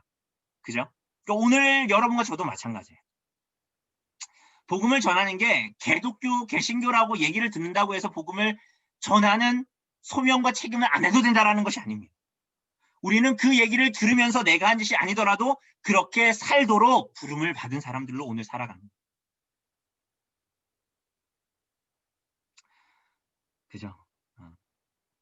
그리고 우리가 교회로 살아가고 교회로서 하나됨을 심써 지키고 예수께서 요한복음 13장에서 말씀하신 것처럼 너희가 서로 사랑하면 이로써 모든 사람이 너희가 내 제자인 줄 알리라 라고 말씀하신 것처럼 우리가 교회됨을 유지하려고 하고 그렇다고 해서 밤만 되면 물론 이건 폄하하는 게 아니라 가정에 안 믿는 남편과 아이가 있는데 그렇다고 해서 한 밤에 교회당에 가서 계속 밤새도록 기도하고 남편은 혼자 자기 밤새도록 냅두고 이러라는 게 아니지만 충분히 그 안 믿는 가족들과 친척들을 충분히 섬기면서도 교회의 하나됨을 힘써 지키려고 하고 서로 교회됨을 누리려고 하고 사랑하려고 하고 이러한 총체적인 복음이 우리 안에 나타나야 하겠죠. 그죠? 몇몇 선택되지 않은 우리들의 이 주변의 사람들 때문에 우리들의 마음이 참 괴롭고 때로는 이 교리를 공부할 때 우리들의 마음이 사실은 좀 괴롭습니다. 그죠? 사랑하는 가족들이 믿지 않을 때 더 그래요. 그래서 우리가 이것을 기억하고 기도하면서 다만 그들에게 다가갈 때의 우리들의 열심이 아니라 결국은 우리들이 이렇게 구원받은 은혜가 있어야 그리스도 복음을 누림이 있어야 그들을 향해서도 진실하고 진지한 마음으로 다가갈 수 있는 거죠. 네.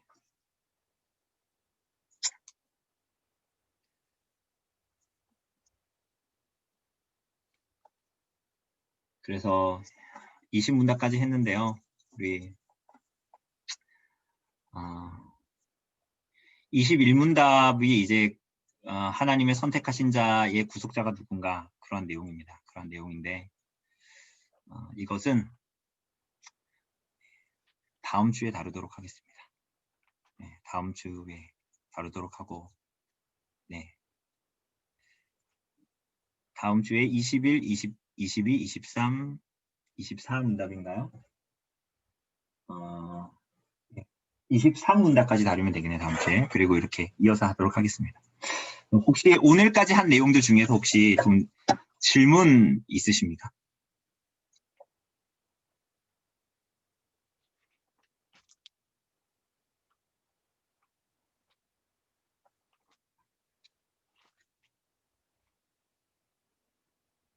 예, 이제 소리를 좀 켜셔도 돼요. 우리가 모두 다 소리를 켜볼까요? 네. 오늘은 좀 이야기를 하고 싶어서 저 오늘 한 40분 일찍 끝냈습니다. 이 1시간 20분 만에 거의 끝냈는데. 네. 혹시 뭐 오늘 이 나눈 내용들하고 연관해서 혹시 뭐 질문 있으시면 예.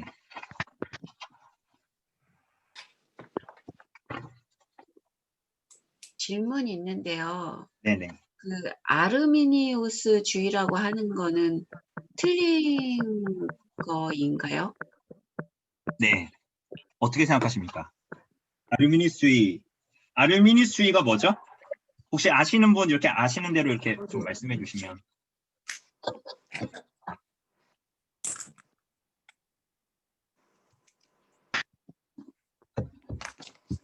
제가 여기 보니까 아르미니우스주의가 무슨 감리교 쪽이라고는 얘기도 있는 것 같은데 저희가 지금 배우면서는 아까 목사님 말씀하신 도르트 신조강에 네. 거기에서는 아르미니우스주의를 조심해야 되는 것으로 이야기를 하는 것 같은데 그죠? 네. 예, 그 도르트 회의를 통해서 아르미니스주의자들이 이단으로 정죄받았습니다. 이단으로 정죄받았고 이단으로 정죄받은 여러분 이 그림 보면 이 그림이 안 나오나요? 이게 안 나옵니다. 아르미스 도르트 신 회의 보면 이렇게 회의 장소가 있는데요. 이거 나중에 어디 그림 보시면 나옵니다. 인터넷 찾으면 스퀘어가 있어요.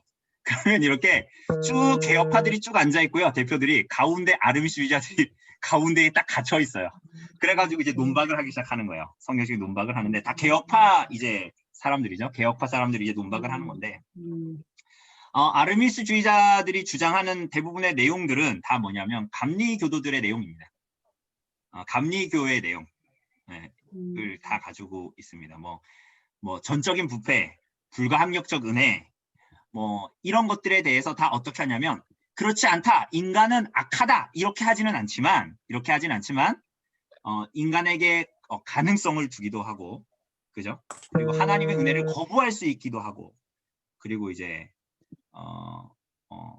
그런 면에서 봤을 때 어떤 그 감리교인들의 감리교인이라고 얘기해도 되나? 그런 열심 있잖아요, 열심. 그런 것들이 나와요. 거기서 나와요. 근데 제가 이 얘기하는 건 근데 카톨릭도 마찬가지예요. 카톨릭의 선행도 사실은 그들의 공로 개념에서 다 나오는 거예요. 우리가 봤을 때는 그냥 다 똑같은 것 같잖아요. 그래서 칭찬받잖아요. 근데 감리교도들의 그 카톨릭 사람들의 생각에는 공로 사상이 있어요. 그래서 그렇게 하는 거거든요. 우리도 개신교에도 물론 그런 게 있어요. 가끔 기도원 가면은 열심히 그렇게 기도하고 헌금하는 이유가 열심히 예배 참석하는 이유가 나중에 하나님 나라 가서 개털모자 안 쓰고 금멸유관 쓰려고 급수가 나눠져 있어서 개털모자 안 쓰고 내가 쟤보다는 평수 넓은 데 살아야 되겠다 뭐 이런 생각을 하시는 분이 여러분 실제로 있습니다. 여러분 지금 웃지만 실제로 있어요. 실제로 있고 그게 이런 유치한 말을 해서 그렇지만 우리들 마음에도 자꾸 이런 생각을 가지고 있어요. 자꾸 말하지 않지만 이런 식의 생각을 가지고 있어요. 그게 뭐냐면 하나님만이 우리들의 상급이 아니라는 생각을 자꾸 하는 거예요. 하나님으로 만족을 못하는 거예요. 막. 그러니까 어리석은 얘기인데 어쨌든 질문으로 돌아가서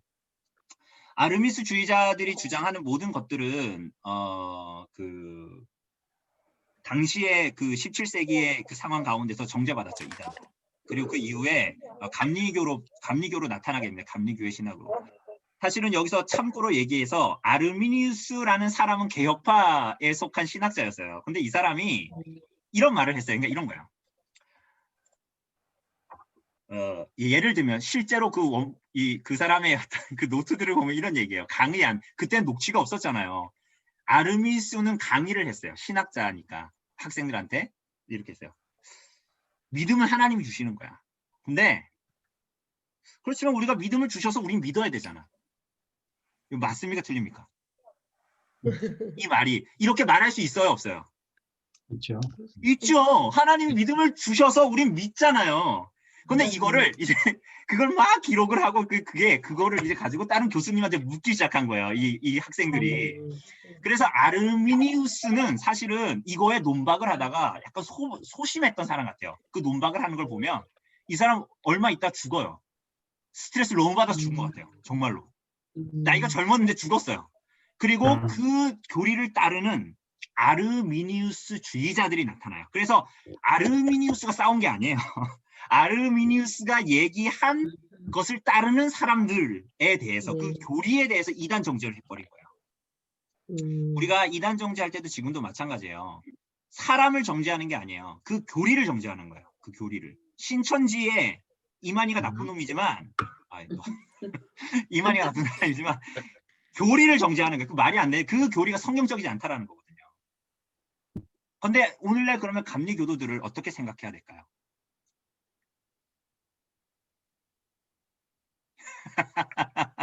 어떻게 생각해야 될까요? 그 은혜로 감사함으로 기도합니다. 어떻게 생각해야 될까요? 여러분 개혁주의 잘못 배우면 정말 이상한 사람 됩니다. 제가 가끔 제 유튜브에 우리 예배를 올리는데 그걸 링크 걸어서 블로그에 가끔 올리거든요. 근데 거기에 태그를 건데 제가 강릉 개혁교회 이런 식으로 태그를 걸어요. 그럼 가끔 개혁교회를 추구한다는 사람들이 가끔 와요, 성도들이. 그럼 주부에 글을 올린 걸 보면서 막 이런 얘기해요. 따로 찾아와 저한테 막 그래요. 아, 목사님, 왜 이런 유진 피터슨 이런 사람의 글이 주부에 실립니까? 왜 몇 세기의 신부인 카톨릭 신자의 글을 왜 얘기합니까? 사람의 이름을 언급합니까? 이런 얘기해요. 다른 건 둘째치고 그 교회 온 사람이 저한테 무례하게 그거 자체를 저한테 처음 온 사람이 저한테 이렇게 목사님 왜 그러시냐고 묻는 것 자체가 되게 무례한 거잖아요. 사랑은 무례치 않니 안 돼. 개혁주의를 배운 사람이 무례해요. 사랑이 없어요. 존 오웬은 뭐라 그랬냐면 이렇게 존 오웬이라는 사람 아시죠? 굉장히 개혁적인 이 사람 뭐라고 얘기했냐면 심지어 이렇게까지 얘기했어요. 빛과 열을 택하라면 빛과 열 두 개 중에 하나를 택하라면 빛은 지성적인 것이고 열은 사랑을 뜻하는 것인데 존 오웬이 이렇게 얘기했어요. 빛과 열을 택하라면 나는 차라리 열을 택하겠다. 냉철한 지성만 있고 열이 있는 걸 택하라면 나는 차라리 이걸 포기하고 나는 하나님을 향한 뜨거운 사랑을 나는 선택하겠다. 그런데 개혁주의 한 사람들이 자꾸 얘기가 자꾸 딴 데로 새는데 아르미니스자들 감리교 쉽게 얘기하면 이런 거예요. 우리 집에도 애가 셋 있는데 첫째, 둘째, 셋째가 있는데 다 자식들이 있으신데 다 귀한 자식들이지만 엄마 아빠를 잘 이해하는 자식이 있고 조금 얘가 날 사랑하는 것 같은데 날 이해하지 못하는 애가 있는 거 사실이잖아요. 그게 네, 맞아요. 10손가락 중에 더 아픈 손가락이 있고 그건 사실이잖아요. 근데 어쨌거나 그 감리교도들을 볼 때 감리교의 교리를 믿는 사람들을 볼 때 그런 식으로 생각해야 돼요. 아버지를 조금 적게 이해하지 못하는 아들이에요. 여러분, 난 첫째인데 내 첫째는 아빠 이렇게 난 잘 알고 사랑하는데 야, 너 둘째, 너 아버지 이 정도밖에 못 알고 사랑 못해? 너는 아들이 아니야? 이런 집이 어디 있습니까? 없죠, 그런 집. 사도신경은 성부, 성자, 성령에 대한 하나님을 향한 고백인데 이 고백을 하면 우리는 보편의 교회로 받아요. 물론 카톨릭을 생각해 보면 여러분 그 종교개혁 시대에 카톨릭에서 개신교로 넘어오잖아요. 그럼 세례를 다시 안 줘요. 왜 안 줘요? 삼위일체 하나님의 이름으로 받았기 때문이에요. 성부, 성자, 성령의 이름 속으로 세례를 받았기 때문이에요. 신부에게 받았어도. 신부에게 받은 게 중요한 게 아니잖아요. 삼위 하나님에 대한 믿음으로 받은 거잖아요. 그 고백에 의해서. 그런데 개신교도들이 카톨릭으로 넘어가잖아요. 그럼 영세를 다시 받아야 돼요? 안 받아야 돼요? 받아야 돼. 받아야 됐어요. 그때도. 맞아야 돼요. 왜냐하면 그건 목사 나부랭이 목사가 죽었어. 목사가 죽었기 때문에 그런 거예요. 그건 삼위 하나님에 대한 고백. 그러니까 그때는 그랬는데 그때는 그래서 이렇게 한 거 그런 관계 가운데 있었거든요. 근데 지금은 카톨릭에서 개신교로 넘어온다? 그랬을 때 좀 약간 많은 고민이 들 것 같아요. 저는 사실. 사도신경을 고백한다 해도 거기에 대한 마리아, 사실 오늘 좀 나누어야 되는 내용도 있었는데 뭐 마리아 무흠설, 그리고 피에타 아시죠? 마리아가 항상 뭐 하고 있어요? 이 상을 보면 그림 보면 예수를 누구를 안고 있어요? 예, 예수님. 아기 예수를 안고 있거나 혹은 피에타, 십자가에서 내려진 예수를 안고 있죠. 그게 바로 중보자예요. 중보자. 그래서 중보자예요. 예수 믿고 난 이후에 예수님은 그 다음부터는 심판자예요. 그러니까 무섭잖아요. 그래서 그 이후부터는 중보자가 있어야 돼. 그 중보자가 누구예요? 마리아예요. 마리아예요. 마리아. 그러니까 우리가 말할 때도 여러분 조심해야 됩니다. 중보기도 이런 말은 지양해야 돼요. 뭐 무슨 기도? 뭐 도고기도 이런 거 해야 돼요. 이웃을 위한 기도 이런 걸 해야지. 물론 중보기 내가 예수님이다 이렇게 생각하면서 중보기도라는 말 쓰는 사람 아무도 없지만 우리들의 유일한 중보자는 그리스도밖에 없어요. 두 분이시죠? 하늘 위에는 우리들의 심판 가운데 우리들의 변호자인 예수 그리스도 보혜사. 이 땅에 또 다른 보혜사가 우리들 가운데 계시죠. 누구예요? 성령. 보혜사가 계시죠. 중보자는 어쨌거나 예수 그리스도이시라고 우리가 얘기하니까. 그래서 그 감리기도들을 생각할 때 그렇게 생각해야 돼요. 그렇다고 해서 신천지를 그렇게 생각해야 된다는 얘기는 아니에요. 그건 이단적인 거잖아요. 이단적이니까. 그렇지만 우리가 이런 바운더리를 가지고 있어요. 그러니까 여러분 원래 교회는 하나의 교회였잖아요. 동서방 갈라지기 교회는 갈라지기 전의 교회는 하나의 교회였어요. 보편교회. 보편교회였어요. 여러분 공교회를 믿는다면서요. 여러분 사도신경 고백할 때 공교회를 믿는다고 얘기하잖아요. 그게 보편교회예요. 보편교회. 그게 전에도 얘기했잖아요. 여러분 보편교회를 믿으면 여러분 제가 요즘 좀 안타까운 얘기를 유튜브에서 가끔 봐서 그러니까 뭐 이재철 목사님이신가요? 잘잘법인가? 뭐 그런 이렇게 교회에 대해서 이렇게 요즘에 코로나가 하나님께서 쏘신 대포다 이런 얘기를 하면서 이렇게 뭐 예배당이 아니라 다른 데서 예배 드리는 것에 대해서 막 얘기를 하시더라고요. 근데 저는 그걸 들으면서 우연찮게 들었는데 저는 그거를 보면서 무슨 생각이 들었냐면요. 저거는 그냥 큰 교회 목사님이 성도들을 위로하기 위해서 얘기하는 거지 사실은 90% 이상의 작은 교회들의 목사들의 목회 현장은 전혀 다른 상황이거든요. 저는 그거 보면서 좋다는 사람들이 좀 이해가 안 가는 거예요. 저분들은 공교회를 믿는다고 하면서 대체 90%의 다른 교회들은 어떤 상황 가운데 있는지 그게 그 사람들이 2층에서 월세 때문에 허덕거리는지 지하 예배당에 있는지 카페를 매주 교회당이 없어가지고 돌아다니는지 그런 생각이 없는 것 같은 생각이 너무 많이 들더라고요. 저는 그거 보면 좀 화가 나요. 저는 우리가 공교회를 믿는다면 우리 교회만 잘 되면 돼. 여러분 이건 개교회주의예요. 그런 교회는 없어요. 그럼 나중에 처음 가서 미안할걸요. 다른 성도들한테. 여러분 그런 교회는 없어요. 하나의 교회예요. 이단이 아닌 이상. 그리스도의 몸된 교회잖아요. 그죠?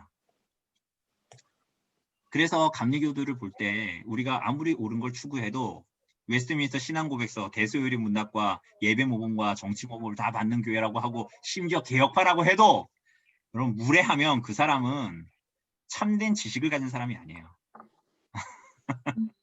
사랑은 무례하지 않습니다. 사랑은 참된 지식은 하나님을 아는 지식은 아버지를 조금 이해하지 못하는 둘째 동생. 그래서 아버지한테 땡깡 부리는 둘째 동생. 때로는 그래가지고 조금 미숙한 동생을 버리려고 하지 않아요.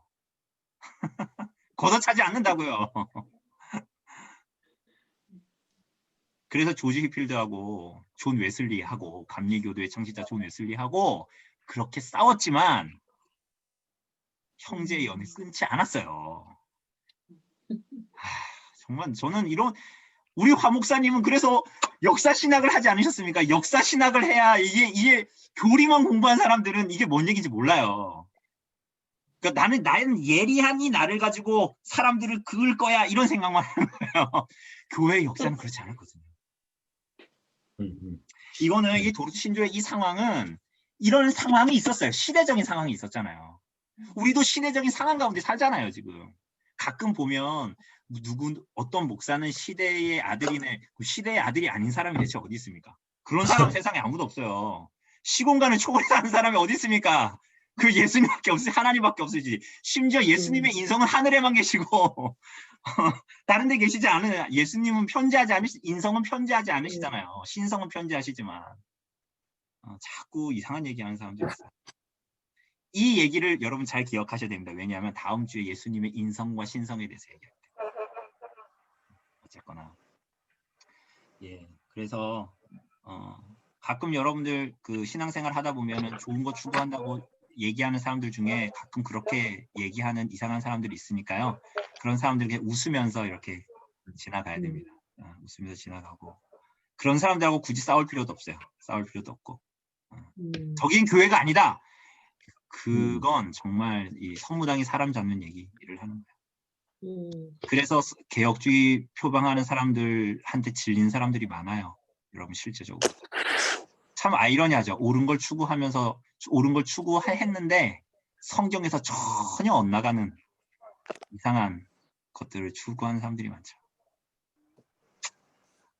예. 답이 되셨나요? 그 아르미스주의.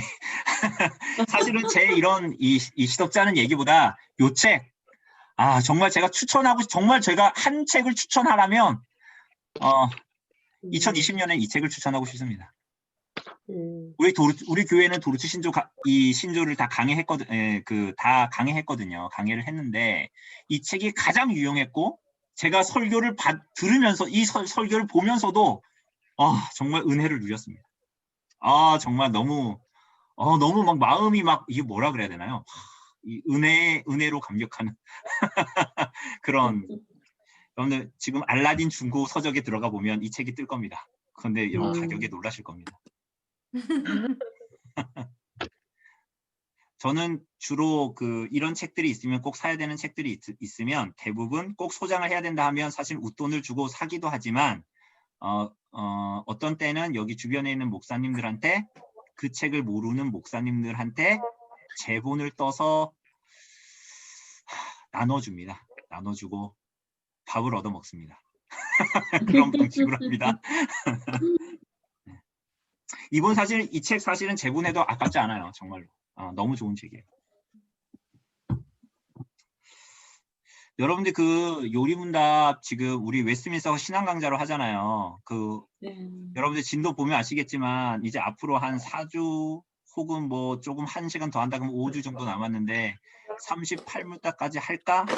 자신이 없습니다. 자신이 없는데 여러분들 꼭 이 공부를 놓지 않으시고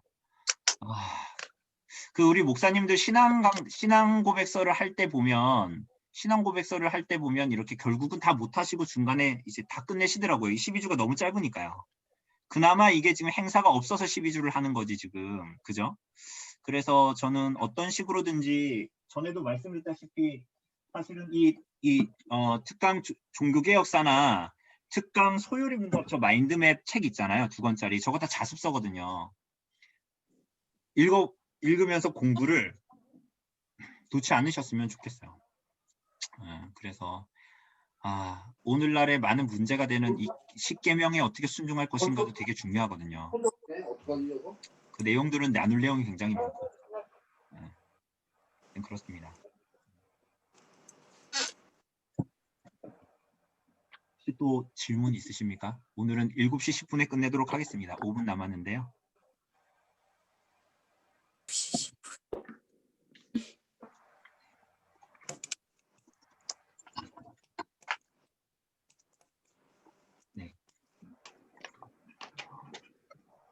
그냥 끝내도 된다고 다들 말씀하시는 것 같은데. 네. 네, 질문이 없으시면 네, 질문이 없으신 걸로 알고요. 네, 고생하셨습니다. 고생하셨고요. 네, 다음 주에 웨스트민스터 소요리 문답 63에서 72 문답, 그리고 종교개혁사 8화 교회 정치죠. 교회 정치 두 번째. 그 내용들 읽으시면 될 것 같습니다. 네, 아유, 저 이쁜이가 누군가요?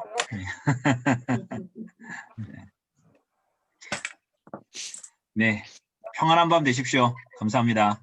감사합니다. 감사합니다. 감사합니다. 예. 감사합니다.